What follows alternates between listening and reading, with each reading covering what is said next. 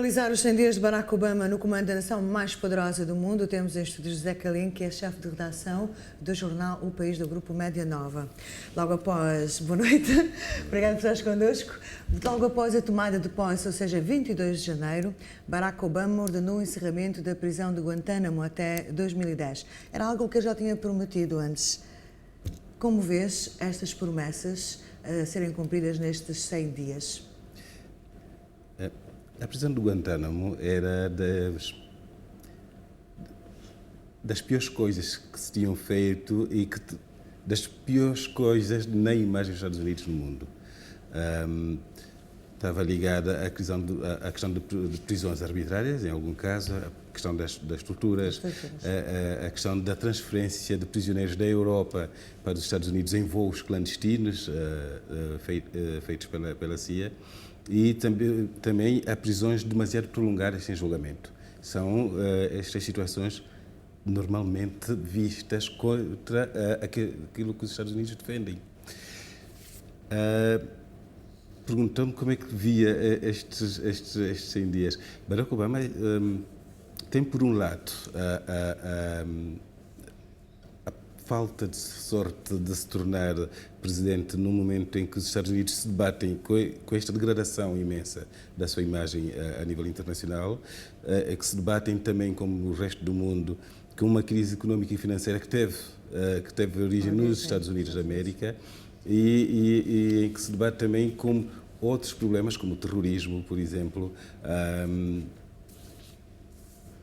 Mas, por outro lado, ele tem também a felicidade de saber aproveitar justamente estes problemas para relançar a imagem dos Estados Unidos.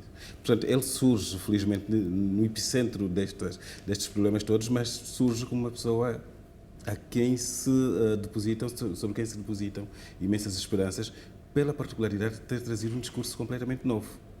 Um discurso que quebrava com o isolacionismo americano tradicional e que foi acentuado por George Bush, um discurso que quebrava também aquela linha mais musculada de imposição dos valores americanos. Portanto, acaba por ser uma lufada de ar fresco e acaba por transformar-se para o mundo inteiro, não apenas para os Estados Unidos, mas para o mundo inteiro, um homem em que se depositam esperanças de mudança. Porque ele percebeu uma coisa importante. Ele não vai mudar os Estados Unidos da América isolando os Estados Unidos da América. Ele não vai mudar os Estados Unidos da América adotando políticas apenas que digam respeito aos Estados Unidos da América. Ele percebeu que tem que ter parcerias e percebeu nesta altura que algumas parcerias passam por eliminar, não eliminar quando digo eliminar, não acabar com os inimigos, mas transformar alguns inimigos em amigos, porque alguns até nem são assim tão inimigos. É uma questão de confrontação de interesses, basicamente, que se encontravam. O caso do Irão, por exemplo, é que ele percebeu que, aliando-se ao Irão, mesmo que não passe por uma aliança, mas eliminar este foco de tensão com o Irão, seria uma ajuda muito grande para resolver a questão, para estabilizar a questão do Iraque e, por extensão, também aliviar um bocadinho a tensão no Médio Oriente.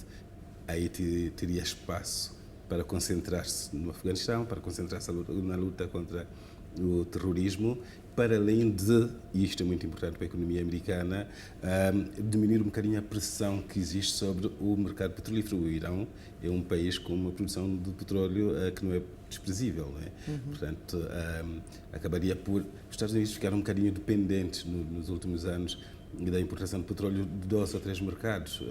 Aqui abriria outra vez a questão do petróleo no Médio Oriente. José Calim, em fevereiro, também cumprindo com as suas promessas, o presidente Obama confirmou a retirada da maior parte das tropas norte-americanas no Iraque, apesar de admitir que o país, os Estados Unidos da América, no caso, ainda não está totalmente seguro. Foi uma medida oportuna? É uma promessa que pode ser cumprida nesse espaço determinado por Obama? É uma promessa de campanha, é uma promessa inteligente, é uma medida inteligente. Os Estados Unidos não tinham condições de continuar numa presença física militar no Iraque por mais tempo. Era completamente impensável.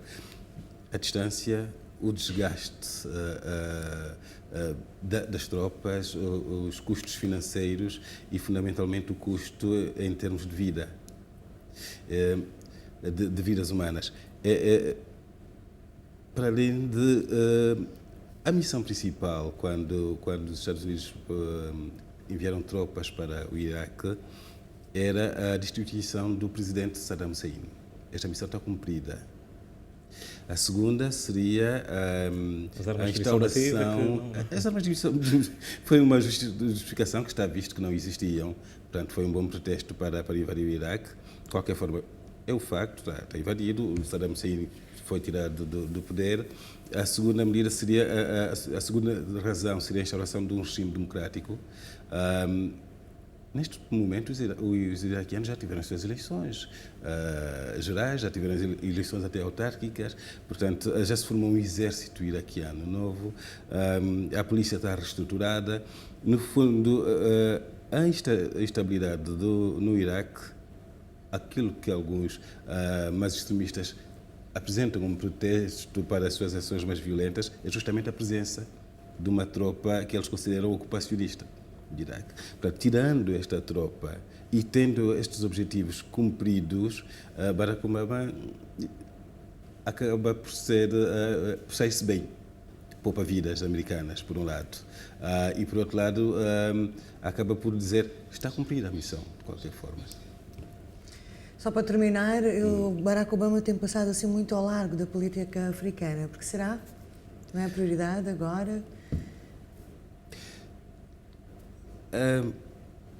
Eu acho que ainda não chegou a esta parte da agenda. Ainda tem muita coisa ainda não para chegou a esta parte da resolver. agenda. Não creio que... os Estados Unidos têm missões muito importantes neste momento. A questão da crise económica e financeira mundial é uma questão central na política americana. Tem a ver com os empregos, tem a ver com o modo de vida americano, tem a ver com o consumo, tem a ver com a inflação, tem a ver com a capacidade de exportações dos americanos, mas fundamentalmente com os empregos. E ele tem que se concentrar o mais possível nestes problemas de dentro dos Estados Unidos da América. Aquilo que trazia alguma atenção americana ao continente africano eram normalmente políticas de ajuda ao desenvolvimento. Não creio que esta política de ajuda ao desenvolvimento tenha quebrado ou que tenha sofrido alguma redução. Os americanos continuam a olhar para a África. Agora, quando se diz que ele tem passado um bocadinho ao largo da África, eu não sei se é por não ter vindo ainda do continente africano, por não ter feito muitos discursos relacionados com a África, cria-se uma expectativa muito grande em África. Quando se viu que um negro americano chegaria à presidência dos Estados Unidos, criou-se aqui um bocadinho aquela ilusão de que quase todos nós estávamos a ir à presidência dos Estados Unidos, como se estivéssemos representados. Barack Obama é americano, não é africano. É representante dos Estados Unidos. Ok, José Calinho, muito obrigado por ter vindo ao Jornal da Noite da TVzinho. Obrigado, boa noite. Obrigada, boa noite.